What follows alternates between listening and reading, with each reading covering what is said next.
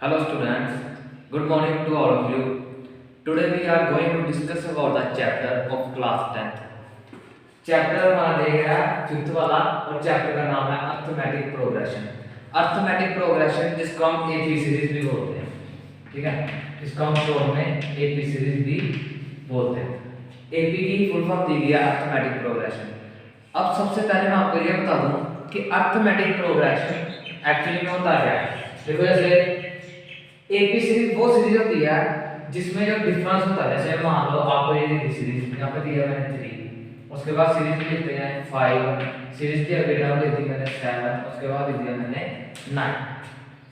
अब इस सीरीज में हमें देखना है, देखो इसको हम डिनोट करते हैं a1 के साथ।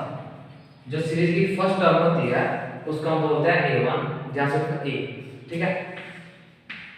सीरीज की सेकंड टर्म a2, सीरीज की थर्ड टर्म होती है a3 और सीरीज की फोर्थ टर्म होती है a5, ठीक है।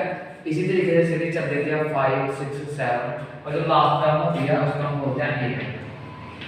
जो लास्ट टर्म होती है उसको हम क्या बोलते हैं an टर्म बोलते हैं, ठीक है, nth टर्म।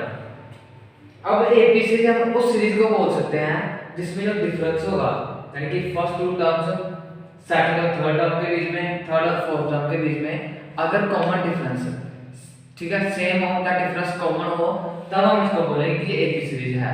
अब इस सीरीज में देखो, पहले मैं आपको ये बता दूं कॉमन डिफरेंस निकलता है कैसे। मान लो ये सीरीज मैंने दी है a1 a2 a3 a4 हमारे पास दिया हुआ है, मैं आपको बोलूं कॉमन डिफरेंस निकालो, तो उसको डिनोट करते हैं d के साथ, ठीक है। तो कैसे निकालते हैं, इसका फॉर्मूला होता है a2 a1, ठीक है, फिर a3 a2, इसी तरीके से a4 a3। अब इस केस में हम देखेंगे यहाँ पे 5 3 किया तो ये बन गया हमारा 2, a3 वाला सॉल्व करेंगे तो 7 5 किया तो ये हमारा बन गया 2। इस केस में देखेंगे तो 9 7 करोगे तो हमारा डिफरेंस कितना आएगा 2। इस टर्म में इस सीरीज में क्या आ रहा है, हमारा कॉमन डिफरेंस है वो सेम आ रहा है, यानी कि डिफरेंस कॉमन है। तो इस सीरीज को हम क्या बोलेंगे कि ये एपी सीरीज है। अदरवाइज अगर हमारा कॉमन डिफरेंस जो डिफरेंस है वो सेम नहीं आता तो वो सीरीज को उस सीरीज को हम एपी सीरीज नहीं बोल सकते, ठीक है। अब देखो जैसे ये सीरीज दी गई है, यहाँ पे 3, मैं यहाँ पे 6 लिख दूं, यहाँ पे 8 लिख दूं, ठीक है। ये a1 हो गया, ये a2 हो गया, ये हमारा क्या हो गया a3। तो इसको अगर मैं बोलूं कि डिफरेंस निकालो, जब आपको ये पूछो कि ये एपी सीरीज है एक्चुअली में या नहीं है, तो सबसे पहले क्या निकालोगे, डी डिफरेंस निकालोगे ना, तो a2 a1 करोगे तो ये बन जाएगा हमारा 6 3 3। इसी तरीके से a3 का a2 करोगे तो ये हमारा बन जाएगा 8 6 2। इस केस में पहले में जो डिफरेंस है वो 3 आ रहा है, दूसरे में डिफरेंस कितना आ रहा है 2, तो ये कॉमन नहीं आ रहा, तो हम इस सीरीज को एपी सीरीज नहीं बोल सकते, ठीक है। और देखो क्वेश्चन इसी तरीके से आएगा फर्स्ट एक्सरसाइज में, जैसे ये सीरीज दी गई है, ऐसी आपको सीरीज दी गई होगी। पहले केस में वो ये पूछेगा कि कॉमन डिफरेंस पता करो, तो कॉमन डिफरेंस पता करने का ये formula a2 a1 a3 a2 और a4 a3। अगर 5 दिया और 6 दिया हो, ठीक है, फिर इस तरीके से a5 a4 हो जाएगा, a6 का a5 हो जाएगा, ठीक है। इसी तरीके से आपने क्या करना है, डिफरेंस को फाइंड आउट करना। इसी एग्जांपल मैंने आपको ये बताया कि अगर आपको टर्म्स दी गई हो a1 a2 a3 a4 या a5, तो आपने कैसे फाइंड आउट करना डिफरेंस को, a2 a1 a3 a2, ठीक है, जितनी भी आपको टर्म्स दी गई होगी। लेकिन एक कंडीशन ऐसी होती है, जैसे मान लो मैंने यहाँ पे दिया a1 दे दिया आपको 4, ठीक है, दूसरी टाइप, यानी कि इस टाइप के क्वेश्चन भी आते हैं। जैसे मैंने आपको a1 दे दिया 4, एक ना तो मैंने a2 दिया, ना यहाँ स्टेटमेंट में a3 लिखा हुआ, ना a4 लिखा हुआ, बट ये दिया हुआ है कि कॉमन डिफरेंस है वो आपको दिया हुआ, मान लो यहाँ पे 3। पिछली जो मैंने आपको एग्जांपल समझाई उसमें क्या था कि आपको टर्म्स दी गई थी, है ना, 4 तक टर्म दे दी, 5 तक दे दी, तो उसमें आपने क्या लिखा था, डिफरेंस पता करना था। लेकिन इसमें क्या आपको कॉमन डिफरेंस दिया हुआ है, फर्स्ट टर्म आपको दी दिया, और मैं आपको बोल दूं क्वेश्चन में, या क्वेश्चन ये पुट कर दूं मैं कि फाइंड द नेक्स्ट टर्म, ठीक है, या फाइंड द नेक्स्ट 4 टर्म। अब इसको निकालने का तरीका क्या होता है, a1 आ जाएगा हमारा 4, ठीक है, d आ गया हमारा 3। तो सबसे पहले हम इसको निकालेंगे a2 को, क्योंकि a1 के बाद कौन सी वैल्यू आएगी, ए टू ए और ए वन एक चीज होती है, ठीक है। ए टू निकालोगे तो इसका फॉर्मूला होगा 1a plus d, a1 plus d। तो a हमारा कितना यहाँ पे दिया होगा 4 और d कितना हमारा 7, तो सॉरी 3, तो ये हमारे पास a2 कितना आ जाएगा हमारा 7। इसी तरीके से अगर आप a3 निकालोगे तो बन जाएगा a प्लस 2d, ठीक है। फर्स्ट में क्या था a plus d, second term निकाल तो d 1, थर्ड टर्म निकालनी है तो d कितना हो जाएगा 2 हो जाएगा, यानी कि आ जाएगा हमारा a प्लस 2 मल्टीप्लाई d हमारा कितना होता है 3, तो ये बन जाएगा हमारा सॉरी a दिया हुआ यहाँ पे 4 प्लस 6 इक्वल टू कितना हो गया हमारा 10। इसी तरीके से आप a4 निकालो, a4 निकालोगे तो वो बन जाएगा a प्लस 3d, ठीक है।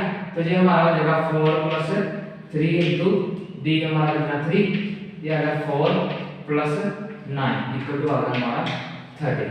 अब इस केस में देखो पहली टर्म 4, दूसरी कितनी 7, तीसरी 10, फोर्थ टर्म कितनी आ गई हमारी 30। तो जो हमारे टर्म्स आ गए इसमें डिफरेंस सेम आ रहा है, 3 3 का क्या है, तो इस तरीके से हमें बाकी टर्म्स पता करनी थी, ठीक है। 5.1 की जो फर्स्ट सॉरी सेकंड वाला क्वेश्चन देखो, उसमें जो पहला क्वेश्चन आपको दिया हुआ है उसमें बोला होगा राइट फर्स्ट 4 टर्म्स ऑफ ए की सीरीज, आपको सिर्फ 2 कंडीशन दी हुई है।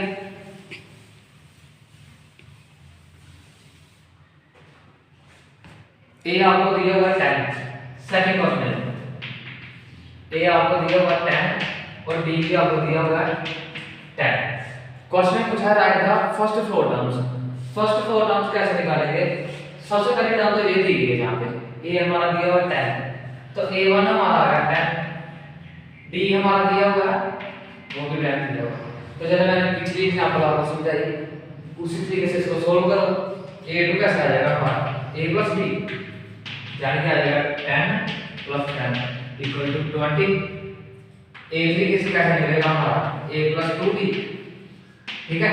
ये आ गया हमारा 10 प्लस 2 मल्टीप्लाई बाय करके कितना लिखा मैंने 10, ये आ गया हमारा 10 प्लस 20 इक्वल टू कितना होगा हमारा 30। सेम पिछले जैसे मैंने पिछले एग्जांपल से उसी तरह a को निकालोगे तो हमारा कितना आ जाएगा a प्लस 3d, तो ये बन जाएगा हमारा a plus 3 into 10 sorry a की जगह पे वैल्यू कितनी दी है 10, तो 10 नोट करो, तो ये वैल्यू होगी हमारी 10 प्लस 30 इक्वल टू कितना होगा हमारा 40। फर्स्ट 4 टर्म की बात की है तो फर्स्ट टर्म कौन सी है a1, a2 आ गया, a3 आ गया, a4 आ गया। इसी तरीके से जो इसके फर्स्ट के जो पार्ट दिए गए सेकंड क्वेश्चन के सॉरी 4 पार्ट आपको खुद सोल्व करने हैं। टफ है कुछ नहीं, a दिया होगा फर्स्ट टर्म दी होगी, डिफरेंस दिया होगा तो a2 a3 a4 या जितनी भी टर्म्स आपको पूछी गई उसको क्या करना है फाइंड आउट करना है, ठीक है। अच्छा थर्ड क्वेश्चन जो आपको दिया हुआ है for the following AP find first term and common difference. आपको एपीसी दी हुई है 3 1 -1 और माइनस का 3, उन्होंने पूछा एक तो इसकी फर्स्ट टर्म बताओ और इसकी कॉमन डिफरेंस फाइंड करो। तो फर्स्ट टर्म कौन सी होती है, ये फर्स्ट पहले दी होती है, इसको हम क्या बोलते हैं a के साथ में प्लॉट करते हैं। ये कौन सी टर्म है हमारे पास a2, ये कौन सी है हमारे पास a3, ये कौन सी टर्म है हमारे पास a4। तो सबसे पहले तो मैंने ये पूछा फर्स्ट टर्म, तो फर्स्ट टर्म हमारी क्या होगी, फर्स्ट टर्म हमारी आ जाएगी इक्वल टू 3, ठीक है। पहला पार्ट सॉल्व हो गया हमारा, फर्स्ट टर्म फाइंड आउट करने का बोला था, तो फर्स्ट टर्म कौन सी दी है यहाँ पे 3। अब उन्होंने बोला कॉमन डिफरेंस बता दो, कॉमन डिफरेंस को हम डिनोट करते हैं d से। तो ये पहले मैंने बताया इसका फॉर्मूला क्या था a2 a1, ठीक है। उसके बाद फोर्थ टर्म दी गई तो यहाँ पे क्या आएगा a3 का a2 और उसके बाद a4 का a3, क्योंकि टर्म फोर्थ था। तो इसी तरीके से हम क्या करेंगे कॉमन डिफरेंस को फाइंड आउट करेंगे। तो इस केस में देखो क्या होता है a2 a1, a2 हमारे पास दिया 1 माइनस a1 दिया हमारा 3। अब देखो 1 माइनस 3 प्लस का 1 और नेगेटिव का कितना हमारे पास 3, तो प्लस माइनस माइनस हो जाएगा, 1 से 3 का यहाँ पे कितना आएगा 2, लेकिन ग्रेटर वैल्यू कौन सी है ये वाली, और इसके साथ कौन सा सिंबल है माइनस का, तो यहाँ पे कितना आएगा माइनस का 2। अब इस केस में देखो a3 का a2 A3 हमारे पास दिया हुआ है माइनस का 1, फिर उसके बाद माइनस A2 हमारे पास दिया हुआ है 1, minus 1 minus 1 minus minus plus हो जाएगा, तो हमारे पास वैल्यू कितनी आ जाएगी यहाँ पे 2। अब दोनों 1 है तो ग्रेटर वैल्यू दोनों ही बराबर में है, तो हमारे पास नेगेटिव साइन कौन सा आ जाएगा, नेगेटिव का, क्योंकि 1 के साथ कौन सा सिंबल लगा हुआ है, नेगेटिव। अब उसके बाद देखो A4 माइनस A3, A4 कितना दिया हुआ हमें माइनस का 3, फिर माइनस A3 कितना दिया हुआ है, A3 दिया हुआ है माइनस का 1। अब यहाँ पे देखो पहले तो माइनस का 3 मैं यहाँ पे लिख रहा हूँ माइनस का 3, अब उसके बाद माइनस एक ब्रैकेट के अंदर है और एक ब्रैकेट के बाहर है, तो जब हम ब्रैकेट खोलेंगे तो साइन क्या है, कन्वर्ट हो जाएंगे, यानी कि माइनस और माइनस प्लस में कन्वर्ट हो जाएगा, ठीक है।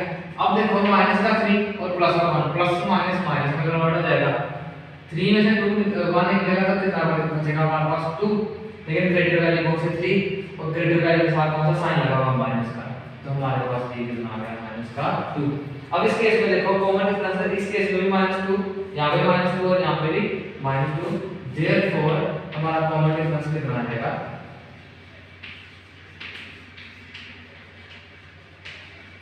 इक्वल टू माइनस का 2। बाकी पार्ट इसी तरीके से करना है, फर्स्ट में आपको बताना ठीक है कौन सी है उसको मेंशन करो और उसके साथ में कॉमन डिफरेंस फाइंड करो।